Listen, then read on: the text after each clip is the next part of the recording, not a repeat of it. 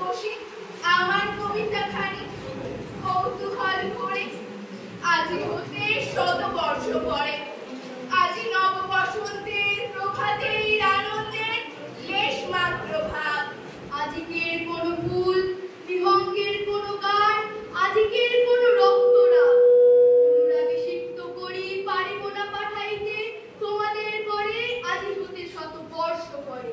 বাংলা ভাষার সর্বশ্রেষ্ঠ সাহিত্যিক মনে করা হয় রবীন্দ্রনাথকে গুরুদেব, কবিগুরু ও বিশ্বকবি বিশেষণে ভূষিত করা হয়।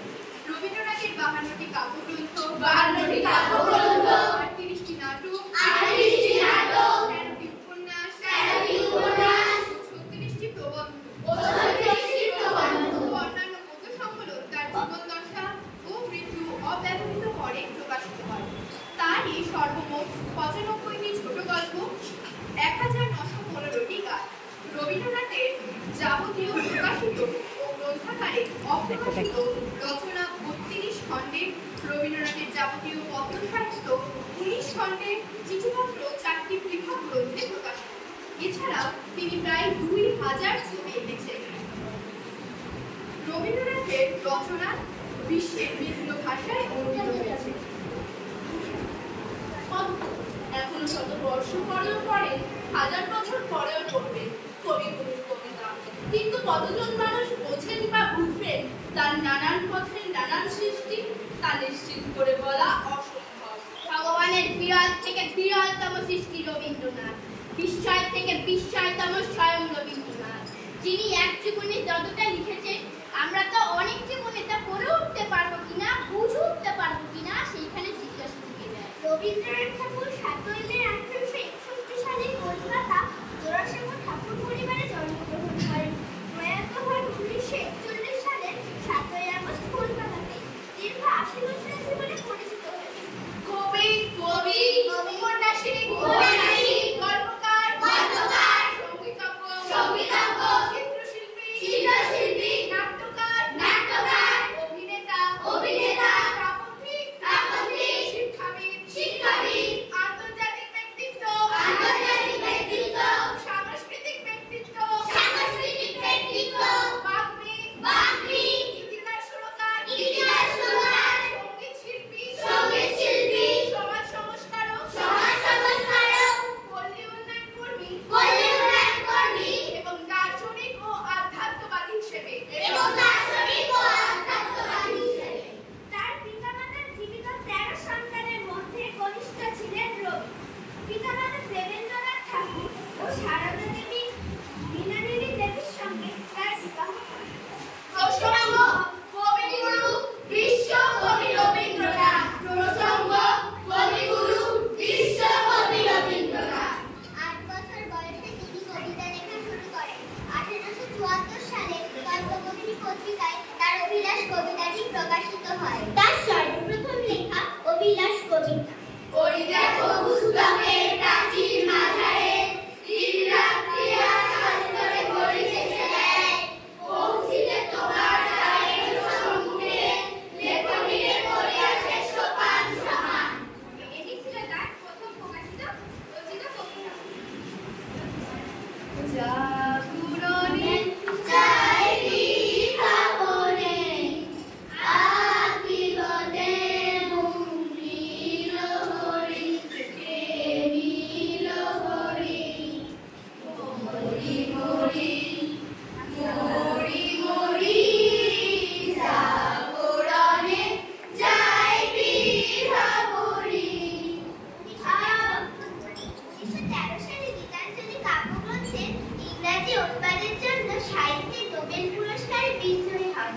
where the mind is without fear and the head is held high, where knowledge is free, Where the clear stream of reason has not lost its way into the daily desert sand of dead habit. তার নানান লেখা নানান ভাষায় অনুবাদ হয়। জাগরণে যাইবি ভাবরি আকিলতে খুব নীল হরি নীল হরি মরি মরি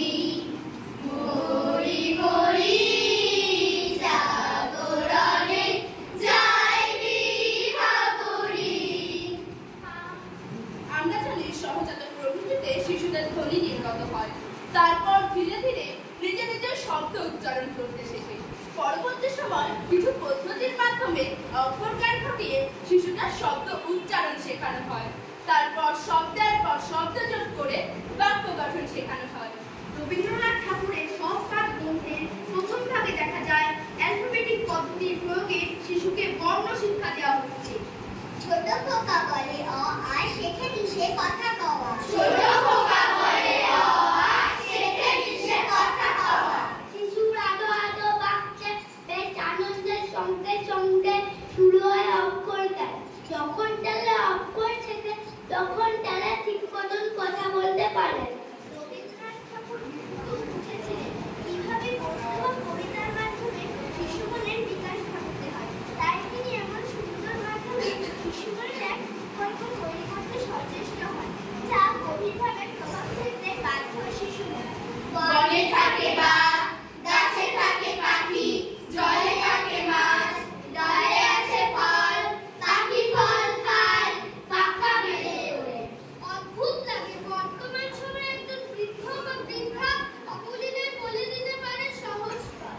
কিন্তু ভবিষ্যতে বর্তমান প্রজন্মে তাদের যে পাঠ্যক্রমে বৃদ্ধা বয়সে পড়তে পারবেন কিনা সেই ক্ষেত্রে সন্দেহ আছে। রবীন্দ্রনাথ শিশু মনস্তত্ত্বে এটি গভীরভাবে কোথাও আমার হারিয়ে যাওয়ার নেই মানা, মনে মনে দিলে দিলে গানের সুরে এই গানা, মনে মনে কোথাও আমার হারিয়ে যাবার নেই মানা, মনে মনে। সর্বমোট 10টি পাঠে গদ্য ও পদ্যের মাধ্যমে শিশু মানুষ ভ্রমণ ঘটিয়েছেন, যার মাধ্যমে শিশু তার নিজের চতুর্দিকের জগৎ দেখতে চিনতে শেখে। অনেক সময় অনেক সহজ করার অনেক দার্শনিক কথা বলে দিয়েছেন। যেমন চতুর্থ পাঠে এক স্থানে বলেছে, পাখি কি ওড়ে? না, পাখি ওড়ে না। ওর গায়ে বেরি, ও আগে ছিল বনে, বনে নদী ছিল, ওরে দিকে গেলে জল পেত, কিন্তু এই পাখি বসে।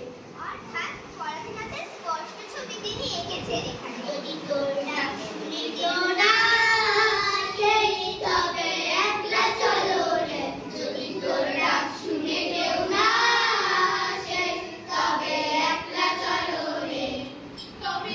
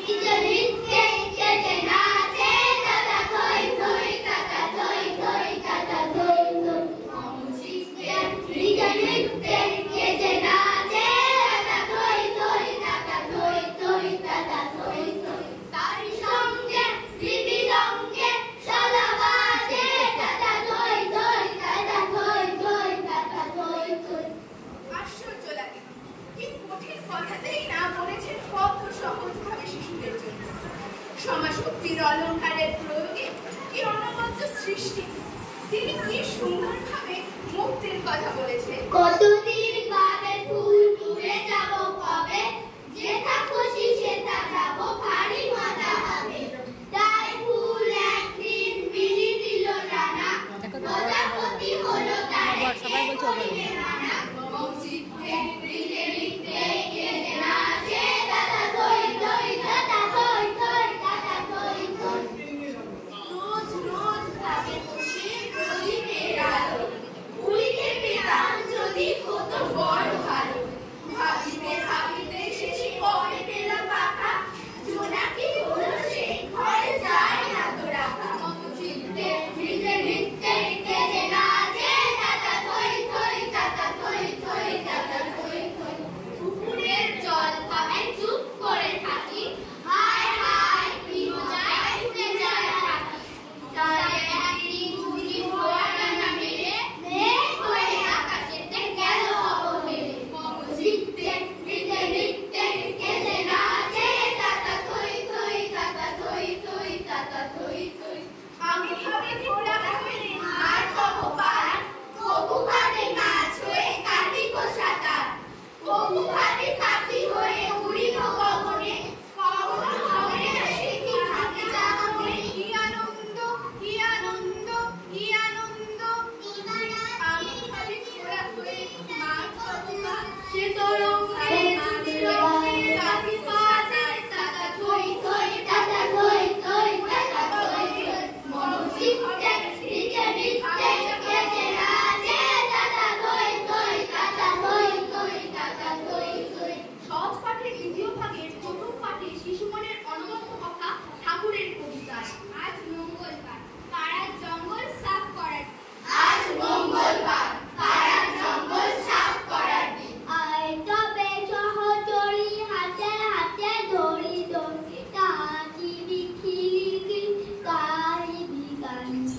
আয় তবে সহচরী হাতে হাতে ধরি ধরি, নাচিবি খিলিখিলি গাইবি গান। আন্তবে বীণা, আন্তবে বীণা, সপ্তম সুরে বাজবে গান। রবীন্দ্রনাথ ঠাকুরের ন্যাশনালিজম প্রবন্ধে তিনি সংকীর্ণ জাতীয়তাবাদ ত্যাগ করে আন্তর্জাতিকতাবাদে আস্থা পোষণ করেছেন। তার সর্বকাব্যে তিনি বলেছেন, হে বিশ্বদেব, মোর কাছে তুমি দেখা দিলে আজ কি বেশি। দেখুন তোমার পূর্ব গগনে, দেখুন তোমার স্বদেশে, ললাট তোমার নীল নভোদল, বিমল আলোকে চির উজ্জ্বল। নীরব আশিস সম হিমাচল, তব বড় ভয় করো। সাগর তোমার পরশি চরণ, পদ তুলি সদা করেছে হরণ। মৌচিত্তে রিতে রিতে কেঁদে নাচে দাদা থই থই, দাদা থই থই, দাদা থই থই। মৌচিত্তে রিতে রিতে কেঁদে নাচে দাদা থই থই, দাদা থই থই, দাদা থই থই। তারি সঙ্গে মৃদঙ্গে সদা বাজে দাদা থই থই, দাদা থই থই, দাদা থই থই। রিতে রিতে কেঁদে নাচে দাদা থই থই, দাদা থই থই, দাদা থই থই। প্রসঙ্গ সমাজ সচেতনতায় রবি ঠাকুর। আত্মপরিচয় প্রবন্ধে তিনি সমাজের এক কাঙ্ক্ষিত দিক ছিলেন। যে সমাজে মানুষ নিজের সত্য আদর্শকে বজায় রাখিয়া নিজের সত্য মতকে কল্পনা করিয়াও শ্রদ্ধা লাভ করিতে পারে, সেই সমাজে যথার্থ শ্রদ্ধা। যেখানে আমাদের আদর পাইতে হইলে মানুষের নিজের সত্য বিকাইয়া দিয়ে বাধ্য হতে হয়, সেখানকার আদর আদরণীয় না। কে আমার দলে, কে আমার দলে নয়, সেই বুঝিয়া সেখানে কি সম্মানের ভাব বন্টন হয়, সেখানকার সম্মান অস্পৃশ্য। আধ্যাত্মিকতায় রবীন্দ্রনাথ। আমি ভিক্ষা করে ফিরতেছিলেন গ্রামীণ পথে পথে। তুমি তখন চলেছিলে তোমার স্বর্ণ অপূর্ব এক স্বপ্ন সম লাগিতেছিল চোখে মম। কি বিচিত্র শোভা তোমার, কি বিচিত্র সাজ। আমি মনে ভাবিয়েছিলেন কি কোন মহারাজ। রবীন্দ্রসঙ্গীত হল রবীন্দ্রনাথ ঠাকুরের কৃতিত্ব রচিত ও সুর করা গান, যা ঠাকুরের গান নামে পরিচিত। তিনি বাংলা গানের জগতে এক নতুন দিগন্ত উন্মোচন করেন। তার গানগুলি শুধু সঙ্গীত নয়, বরং তার গভীর দর্শন ও মানব প্রেমের প্রকাশ। রবীন্দ্রসঙ্গীত বৈশিষ্ট্য। ভাষা ও সুরের মাধুর্য। রবীন্দ্রসঙ্গীতের ভাষা সহজ সরল ও সুরের মধ্যে এক গভীরতা ও মাধুর্য বিদ্যমান। বিষয়বস্তু। রবীন্দ্রসঙ্গীত নানা বিষয়, যেমন প্রকৃতি, প্রেম, স্বদেশ, পূজা ইত্যাদি বিষয়কে কেন্দ্র করে রচিত। গানের সংখ্যা। রবীন্দ্রনাথ ঠাকুর মোট 2232টি গান রচনা করেছেন, যা গীতবিতার নামে খুব সংকলিত। গানের প্রকার।